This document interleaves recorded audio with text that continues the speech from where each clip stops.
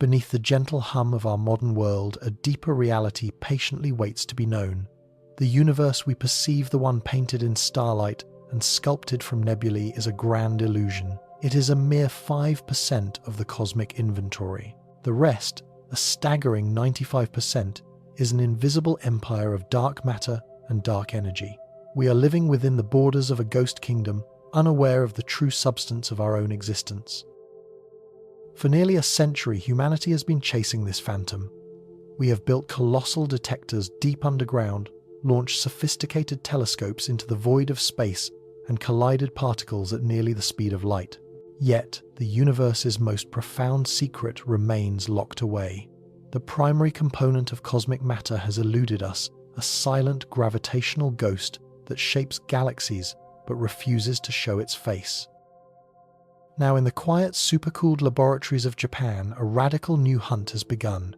A new kind of hunter born from the strangest rules of reality is being deployed. This is the story of a quantum network, an array of artificial atoms chilled to the edge of absolute zero, listening for a whisper from the hidden cosmos. This is the breakthrough moment where the surreal world of quantum mechanics reaches out to solve the deepest enigma of astronomy. Our quest to understand this missing substance begins not in the sterile cleanrooms of today, but in the 1,930 seconds with a brilliant and famously cantankerous mind. Fritz Zwicky, a Swiss astronomer working at Caltech, turned his telescope towards the Coma cluster, a sprawling city of over 1,000 galaxies. As he measured their movements, he found something deeply unsettling. The galaxies were whirling and spinning about each other with such ferocious velocity that they should have flown apart. The visible matter within them, all the stars and gas he could see, did not possess nearly enough gravity to hold the cluster together. It was like watching a carousel spinning at impossible speeds, its horses remaining perfectly in place without any visible chains. Zwicky postulated the existence of unseen material, something he termed dunkel materia, or dark matter. This substance, he argued, must provide the extra gravitational glue that binds the Coma cluster into a cohesive whole. His idea, however, was largely dismissed by the scientific establishment. It was too radical, too convenient an explanation for the data. For decades, Zwicky's insight languished in the footnotes of astronomical history, a curiosity rather than a cornerstone of cosmology. The universe, it seemed, was not yet ready to reveal its secrets. The ghost would not stay hidden forever. 40 years later, in the 1,970 seconds, the mystery resurfaced with undeniable force through the meticulous work of Vera Rubin. An American astronomer, Rubin, was studying the rotation of individual galaxies, plotting how fast their stars orbited the galactic center. According to everything we understood about gravity, stars on the outer edges of a galaxy should move more slowly than those near the bright, dense core, just as Pluto plods along in its orbit compared to Mercury's mad dash. But that is not what Vera Rubin found. Instead, her data showed that the stars in the galactic suburbs were moving just as fast as those in the inner city. This observation was a profound violation of known physics. It was as if the outer planets in our solar system were all orbiting the Sun at the same blistering speed. The only way to explain these flat rotation curves was to resurrect Zwicky's forgotten phantom. There had to be a massive invisible halo of material surrounding each galaxy, a vast sphere of dark matter whose gravitational influence extended far beyond the visible light, gripping the outer stars and propelling them on their journey. Rubin's work, unlike Zwicky's, could not be ignored. Her evidence was too precise, too compelling. The cosmic crime scene was now flooded with light. The clues were everywhere in the way light from distant galaxies is bent and distorted by the gravity of unseen objects, a phenomenon known as gravitational lensing, and in the subtle temperature fluctuations of the cosmic microwave background, the faint primordial afterglow of the Big Bang itself. These patterns revealed the gravitational scaffolding upon which the entire visible universe was built. Dark matter was the architect of cosmic structure. It was the seed that allowed galaxies to form the silent shepherd that herds galactic clusters, the unseen riverbed that guides the flow of cosmic evolution. We were no longer just missing something. We understood that what was missing was the most important part. The hunt for its identity became the single greatest quest in fundamental physics. But what could this ethereal substance possibly be? Physicists proposed a menagerie of exotic candidates. Perhaps they were WIMPs, weakly interacting massive particles, heavy phantoms born in the fire of the Big Bang that feel the weak nuclear force but nothing else. Or maybe they were sterile neutrinos or even primordial black holes. Yet, one of the most elegant and compelling ideas is a hypothetical particle known as the axion. The axion wasn't invented to solve the dark matter problem. It emerged from a completely different area of particle physics, as a solution to a thorny puzzle within the standard model known as the strong CP problem. The fact that this theoretical particle also happened to have the perfect properties to be cold dark matter seemed like a stunning coincidence, a hint from the cosmos. Axions, if they exist, would be incredibly lightweight, billions of times less massive than an electron. They would have been produced in colossal numbers in the early universe, forming a vast, cold sea of particles that permeates all of space. They barely interact with ordinary matter at all. An endless river of axions is likely flowing through your body, through the Earth and through the Sun, right now, entirely unnoticed, like ghosts passing through a wall. Detecting such an ephemeral particle requires an experiment of almost supernatural sensitivity. It requires a new kind of trap, a new kind of ear capable of hearing the faintest signal in the universe. This is where our journey takes a sharp turn away from the grand scales of the cosmos and into the bewildering realm of the quantum. Imagine a world where an object can be in multiple places at once. Imagine a reality where two particles separated by light years can be so deeply connected that measuring one instantaneously affects the other. This is not science fiction. This is the bedrock of our universe. Quantum mechanics, the theory of the very small, reveals a reality that is probabilistic, interconnected, and bizarre. And at the heart of this strange domain is the qubit. A classical computer bit is a simple switch, either a 0 or a 1. It is a definite state, a clear answer of yes or no. A quantum bit or qubit is something far more profound. Think of a spinning coin suspended in the air. While it is spinning, it is not heads and it is not tails. In a way, it is both simultaneously. This state of existing in multiple possibilities at once is called superposition, and it is the source of a qubit's power. Only when the coin lands, when we measure the qubit, does it collapse into a definite state of 0 or 1. This ability to explore a vast landscape of possibilities at the same time is what makes quantum computers potentially millions of times more powerful than any supercomputer we could ever build. But this very same sensitivity makes the qubit an ideal scientific instrument. Its delicate state of superposition is like a perfectly still pond. The tiniest disturbance, the faintest ripple will disrupt its surface. If a single ghostly axion were to interact with a qubit, it might leave a subtle yet detectable signature. This is the principle behind the experiment at Tohoku University.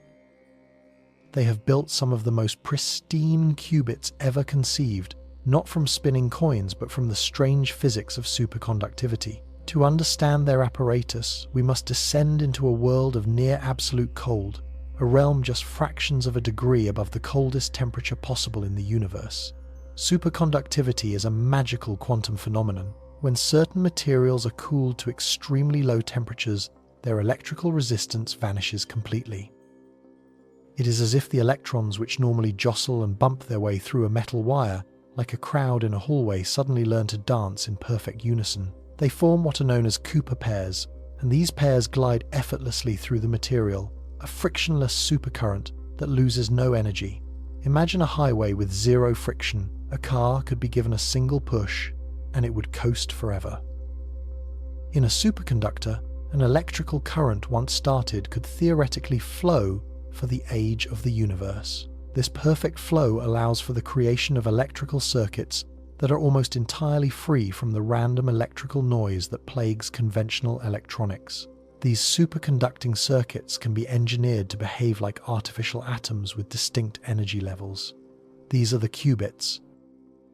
Inside a gleaming, multi-layered cryogenic device called a dilution refrigerator, a labyrinth of gold-plated copper and coaxial cables descends into the frozen heart of the machine. Here, shielded from the thermal clamor of the outside world, the superconducting qubits are cooled to mere millikelvin, 1,000 times colder than deep space.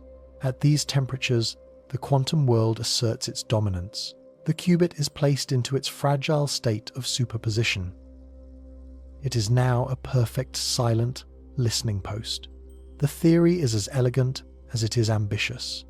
One of the potential ways an axion might interact with our world is through electromagnetism. In the presence of a strong magnetic field, an axion could, on very rare occasions, convert into a photon, a single particle of light. The Tohoku experiment bathes its qubits in a powerful magnetic field. The qubits are then tuned to a specific resonant frequency, much like tuning a radio to a particular station. If a dark matter axion with a mass corresponding to that frequency passes through the detector and converts into a photon, that photon will be absorbed by the qubit. This tiny injection of energy, the ghost of a single particle, is enough to knock the qubit out of its delicate superposition. The spinning coin will fall. The state of the qubit will flip, changing from a 0 to a 1. This flip is the signal. It is the whisper in the dark. It is the evidence of a particle from the hidden universe making its presence known in our world. But a single qubit is not enough. The predicted signal from an axion is so fantastically weak that it would be easily lost in the unavoidable quantum noise of the system. Even at temperatures near absolute zero, there is a fundamental hiss of static, the random fluctuations of the quantum vacuum itself. Trying to find one axion signal with one qubit is like trying to hear a pin drop in the middle of a hurricane. This is where the true breakthrough of the Tohoku project lies. It is not just a single qubit, it is a quantum times network asterisk. To grasp the power of this network, we must introduce the most famously strange idea in all of quantum mechanics entanglement. Albert Einstein called it spooky action at a distance. Imagine you have a pair of enchanted dice created together. You give one to a friend who travels to the other side of the galaxy.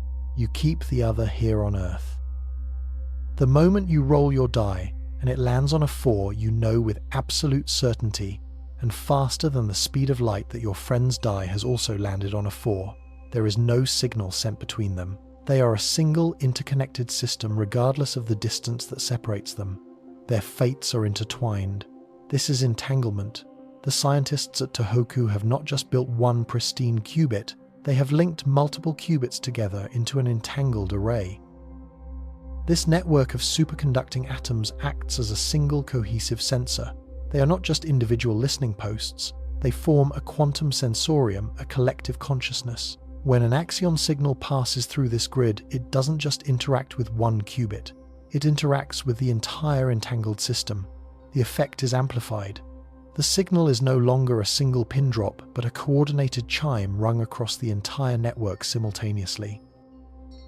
The network's collective state shifts in a way that is distinct from the random, uncorrelated noise that affects individual qubits. The hurricane of quantum static continues to blow, but now the researchers are listening for a specific chord, a symphony played across their entangled instruments.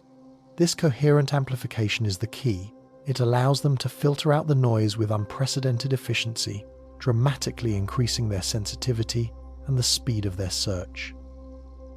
They are scanning the cosmic radio dial for the axion station, and with their quantum network, they can turn the dial much, much faster. The challenge is monumental. Building and maintaining such a system is an act of extreme engineering. The qubits are unbelievably fragile. A stray cosmic ray, a tiny vibration in the laboratory floor, a minute fluctuation in the magnetic field, any of these can cause the system to decohere, to lose its quantum nature and collapse back into the classical world. The entire experiment is a ballet of shielding and isolation, a constant battle to preserve a delicate quantum state long enough to listen for the universe's most elusive signal. The dilution refrigerator is not just a freezer. It is a fortress protecting the quantum realm within from the chaos without. Layers of lead shield against radiation, advanced suspension systems dampen physical vibrations. Magnetic shielding creates a pocket of perfect calm. Inside this sanctuary, the qubits can live in their state of superposition, entangled and alert for precious microseconds at a time. During that brief window, the hunt is on. The data streams out a torrent of quantum state measurements which powerful algorithms sift through, searching for the telltale spike, the correlated flip across the network that screams axion. What will that moment be like if it comes? It will not be a sudden flash or a loud bang. It will be a quiet accumulation of evidence on a computer screen, a tiny anomaly in the data that refuses to go away. A signal that persists as they recalibrate their instruments, as they check and recheck for any possible source of error. It will be a slow dawning realization among a small team of physicists huddled in a control room that they might have just changed the course of human history. The confirmation process will be rigorous and painstaking. Other labs around the world running similar experiments will be notified, tasked with trying to replicate the result. The announcement, when it is finally made, will be one of the most significant scientific discoveries ever. It will be the moment humanity finally pulls back the curtain on the dark sector of the universe. Finding the axion would be more than just identifying one new particle. It would be a triumphant confirmation of theoretical physics that extends far beyond the standard model. It would prove that our mathematical imagination can indeed grasp the hidden architecture of reality. The discovery would immediately open a floodgate of new questions. By studying the properties of the axion, its exact mass, its interaction strength, we could begin to map the dark universe. We could understand how these particles clump together, how they form the vast halos that envelop galaxies. We could potentially devise ways to detect the fine-grained structure of the dark matter flow, the so-called axion winds, as our solar system moves through the galactic halo.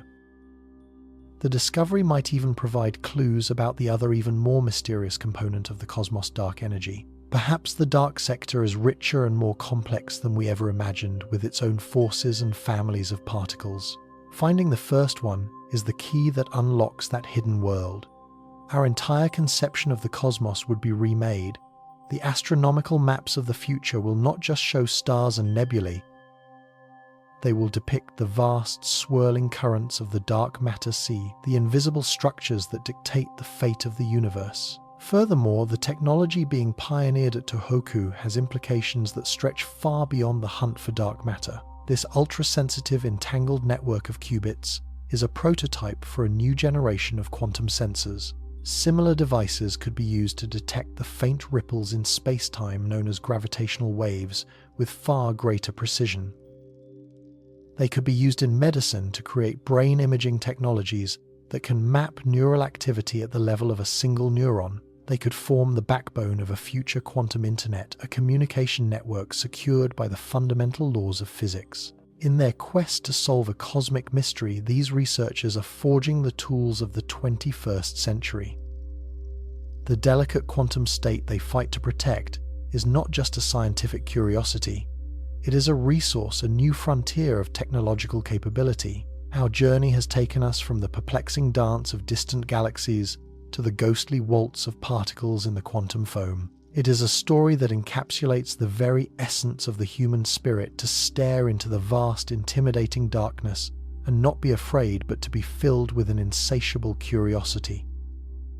For nearly a century, we have known that we are blind to the true nature of our own universe. We have been like inhabitants of a vibrant sunlit reef, aware of the fish and the coral around us, but oblivious to the immense deep ocean that envelops our tiny world and whose currents dictate our very existence. The work being done in labs like Tohoku represents our first attempt to build a submersible, a vessel capable of descending into that deep, dark ocean of reality. The superconducting qubits are its delicate instruments, calibrated to feel the pressure of the unseen water, to sense the motion of the leviathans that swim in the abyss. Whether this specific experiment is the one to finally succeed, or if the discovery comes from another direction, the paradigm has shifted. The fusion of cosmology and quantum information science has given us an entirely new weapon in our search for truth. We are no longer just building bigger buckets to catch particles. We are weaving nets from the very fabric of quantum reality, nets so fine they might finally catch a ghost. The breakthrough is not just the potential discovery, the breakthrough is the method itself. It is a new way of seeing. We stand on a precipice, peering into an unknown that is not light years away, but all around us, passing through us. A silent, invisible universe is calling out, And for the first time, with ears made of quantum mechanics and chilled to the threshold of nothingness, we are finally beginning to listen. The symphony of the cosmos is far grander than we ever knew, and its quietest, most mysterious notes may soon be heard.